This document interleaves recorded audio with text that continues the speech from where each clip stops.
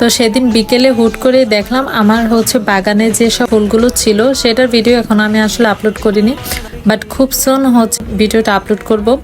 দেখবে আমার বাগানটা একদম ভর্তি ছিল এই সাদা গোলাপ দিয়ে। বাট এখন হচ্ছে সিজন, কিন্তু অনেক সুন্দর সুন্দর ফুল ফুটবে, কিন্তু এই ফুলগুলি হালকা একটু নষ্ট হয়ে যাচ্ছিল, যার কারণে আমার অনেক উঠিয়ে নিয়ে আমি হচ্ছে গোলাপ জল বানিয়ে ফেলবো, আর বাকিটা হচ্ছে শুকিয়ে ফেস মাস্ক বানাবো। তো সে কারণে আর কি ফুলগুলো তুলে নিয়ে এসেছিলাম। আর ফুলগুলো আনার পর এত ফ্রেশ লাগছিল, মনে হলো এটা পরে আমি হচ্ছে কিছু ভিডিও নিতে পারি। তো ফার্স্টেই হচ্ছে আমি কিছু ভিডিও নিয়ে নিয়েছিলাম এই সুন্দর ফুলগুলো নিয়ে, কারণ হচ্ছে এই গাছগুলো কিন্তু আসলে অনেক বছর বাঁচে না, সর্বোচ্চ হলো 2-3 বছর, তারপরে কিন্তু ঠিকই মারা যায়। বাট এত সুন্দর ফুলগুলো ভাবলাম স্মৃতি হিসাবে ধরে রাখার জন্য একটু ভিডিও নিয়ে রাখি। তো তারপরে ভিডিও আমার শেষ হওয়ার পর ভাবলাম একটা লাইভ সেশন করা যাক, কারণ বেশ অনেক দিন যাবত আমি হচ্ছে লাইভে যাই না। তো এই লাইভটা কিন্তু আমি ইউটিউব থেকে করেছিলাম, তোমরা যারা দেখোনি তোমরা হচ্ছে চাইলে দেখে নিতে পারো। গতকাল বিকেলে হচ্ছে আমি সেই লাইভ সেশনটাতে অ্যাড হয়েছিলাম।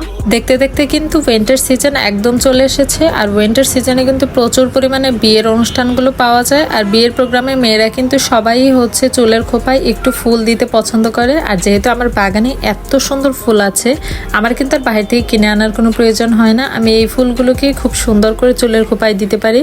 আর এগুলো যে কি পরিমাণে সুন্দর হয় বাস্তবে নিজের চোখে না দেখলে আসলে বোঝা যায় না। ক্যামেরায় হয়তো বা ফুলগুলো দেখতে ছোট ছোট লাগছে, বাট ফুলগুলো আসলে বেশ বড় বড় ছিল। মানে 2-3টা ফুল দিয়ে কিন্তু চুলের একটা সাইড কভার করা খুব ইজিলি ভাবে করা যায়। আচ্ছা, আমি যে আমার গাছের সব ফুলগুলো নিয়ে একটা হচ্ছে লাইভ করেছিলাম, তোমরা কি সেই লাইভটাতে অ্যাড হয়েছিলে? তোমরা যদি অ্যাড হয়ে থাকো আমাকে একটু কমেন্টে জানিও তো। গতকালের লাইভ সেশনটা এত বেশি সুন্দর ছিল, সবার সাথে অনেক অনেক আড্ডা দেওয়া হয়েছে। তো ভেবেছি যে এরকম মাঝে মাঝে হচ্ছে লাইভে আসার চেষ্টা করব, ডিসেম্বরটা শেষ হোক, তারপরে আর কি চেষ্টা করবো আর কি হচ্ছে কাজকর্ম করার।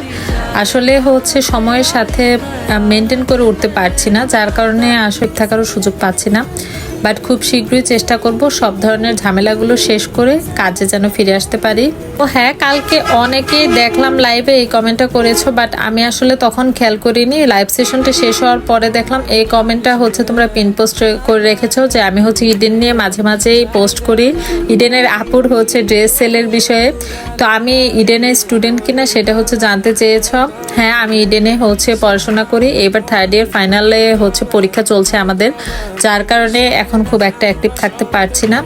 বাট পরীক্ষা শেষ হয়ে গেলে তারপর থেকে আর কি কাজ ভালোভাবে শুরু করব।